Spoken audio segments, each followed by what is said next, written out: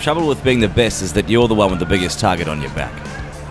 And the danger of being the best is that if you ever become complacent in knowing that you are exactly that, you can be sure that a loss is right around the corner.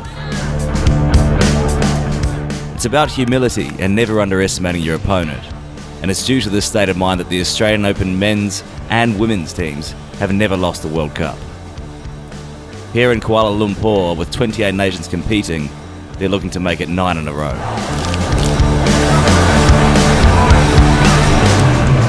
Midway through the tournament, both the men's and women's teams sat comfortably at the top of the table, already eyeing off a potential clash with arch-rival New Zealand. We spoke to Australian men's captain Nick Good post their win over England, and from the women's team Samantha Rogers after their first real test against Japan.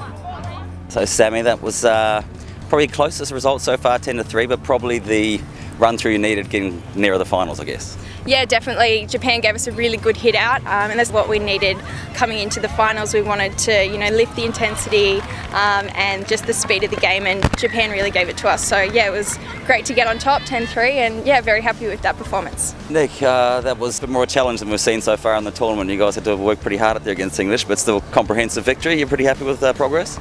Yeah, we had a few goals prior to the game, and I think we ticked all the boxes. So England are a team that have come so far in the last 4 years, so yeah, it's good to see them out there and starting to put it at the top level. Is this your first World Cup?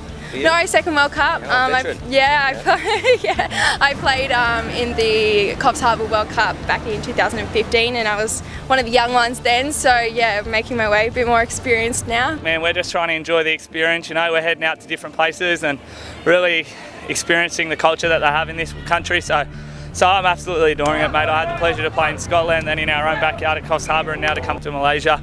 It's not every day you get to play the sport you love for your country and travel the world, so yeah, just really enjoying it. Have you keep an eye on some of the other teams floating around the tournament? Anyone you're particularly concerned about? Yeah, definitely. I think that New Zealand will be up there, and Japan and England will be too. Obviously the Kiwis, they're a sharp team, they're probably the world's best at the moment, so yeah, definitely the Kiwis. But countries like Japan, England, Papua New Guinea, Philippines for the first time have all sort of raised the bat. And so we'll see where every team sort of finishes up on Saturday arvo.